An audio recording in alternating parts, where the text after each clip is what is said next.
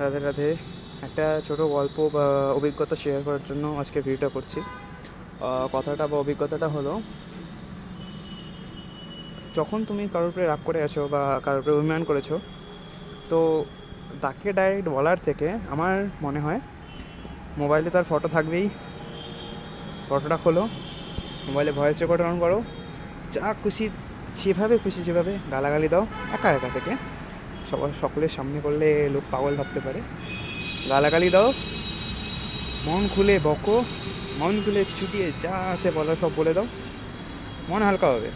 তোমার আর সেই ব্যক্তির মধ্যে কানেকশন, মানে মেন্টাল কানেকশন ভালো থাকবে, সম্পর্ক ভালো হবে, তোমার মন হালকা হবে, সব থেকে বড় নিজে ভালো থাকবে।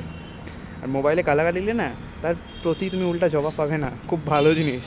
সে শুধু শুনবে, বলবে না, এই বোকা যন্ত্রণা না কিছু বলে না। আশা করি ভালো লাগবে। রাধে রাধে।